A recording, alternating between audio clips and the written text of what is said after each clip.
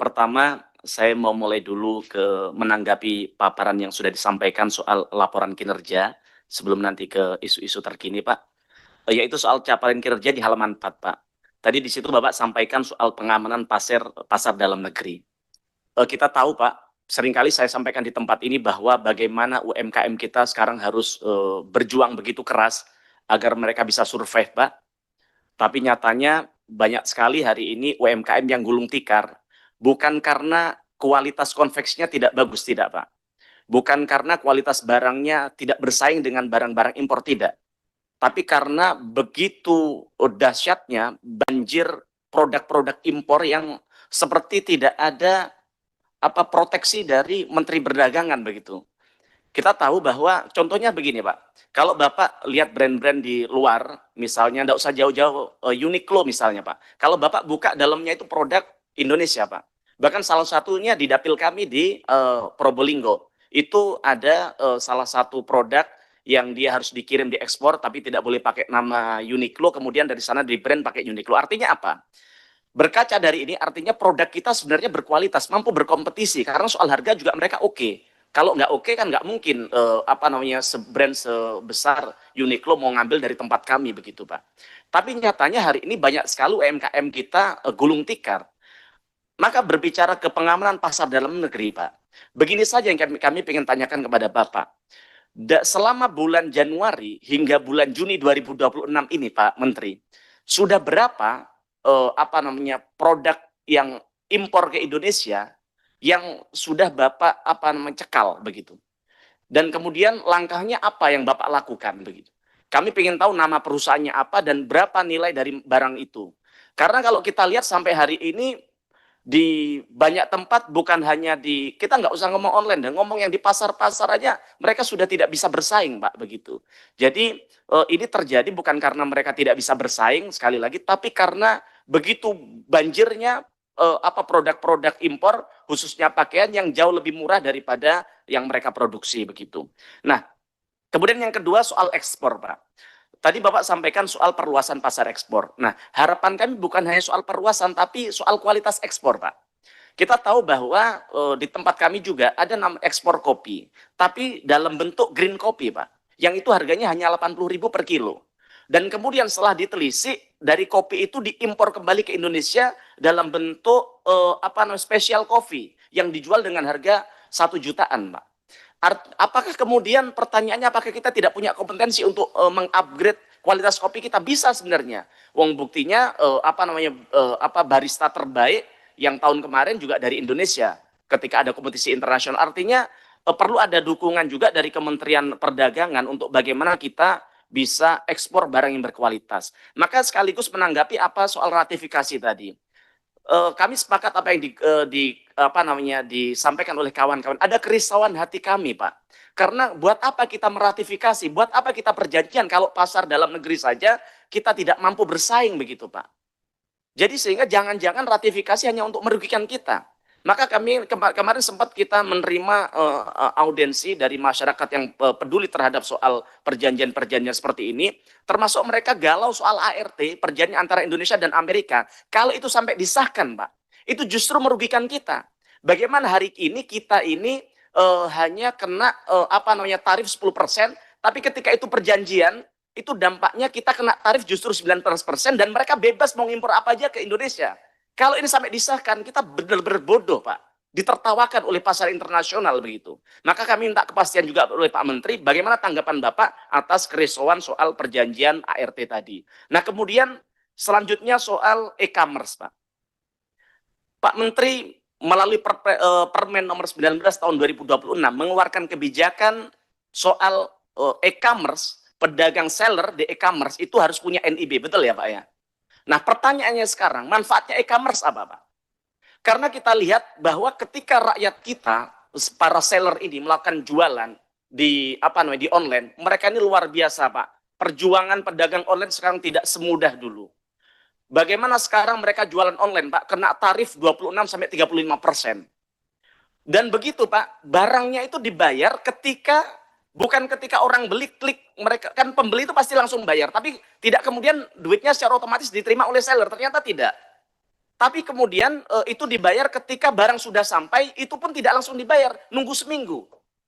Dan ada aja alasan dari Shopee, dari Tokopedia untuk bagaimana mengganggu agar mereka tidak dibayar begitu saja.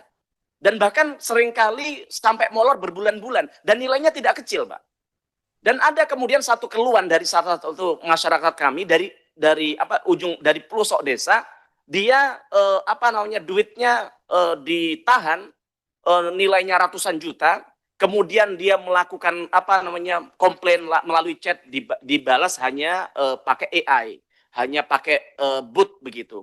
Dan kemudian telepon juga tidak respon. Akhirnya dia mengeluarkan uang untuk bisa beli tiket pesawat ke Jakarta, nyewa hotel, biaya makan dan sebagainya. Dia datang ke tempat e-commerce itu, dan kemudian lah baru uangnya bisa cair.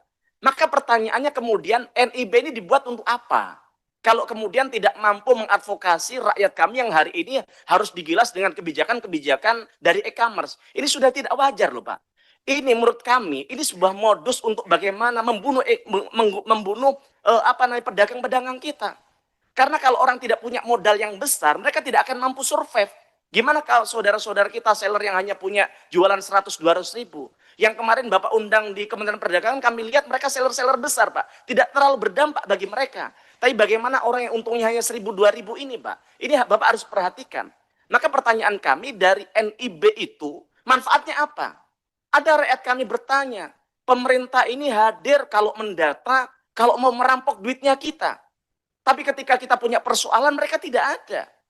Maka dari anggaran yang Bapak sampaikan tadi di poin ini, dari 1,5 triliun, berapa anggaran untuk mengadvokasi rakyat kita, Pak? Kami ingin tunjukkan, dan untuk apa? Dan sekarang kalau rakyat kita mengeluh kemana? Mereka tidak ada kanalnya, kontaknya nggak ada.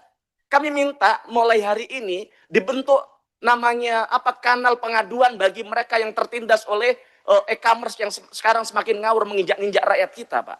Karena kalau enggak ini mati. Di teman-teman kita yang jualan di pasar secara fisik sudah mati. Saya punya konstituen, dia punya bordir, juragan bordir di Bangil Pasuruan sudah gulung tikar. Dan kemudian jangan sampai kemudian yang sekarang survive melalui online juga gulung tikar gara-gara persoalan ini. Ini sengaja dihabisi oleh para mafia-mafia besar yang sengaja mau membunuh UMKM kita, Pak. Dan kemudian akhirnya mereka berjual secara ugal-ugalan dengan predatory pricing begitu loh. Nah, maka kami perlu ada langkah lebih lanjut. Termasuk soal tarif nol, kami minta juga pernyataan apa tanggapan dari Pak Menteri soal kebijakan dari Kementerian Keuangan adanya pajak 0,5% yang itu ternyata tidak dipajakin dari angka berapa yang seller jual. Tidak. Tapi misalnya kan begini, Pak. Orang jualan kan punya gimmick, Pak Menteri ya. Jadi misalnya begini, saya jualan barang 1 juta.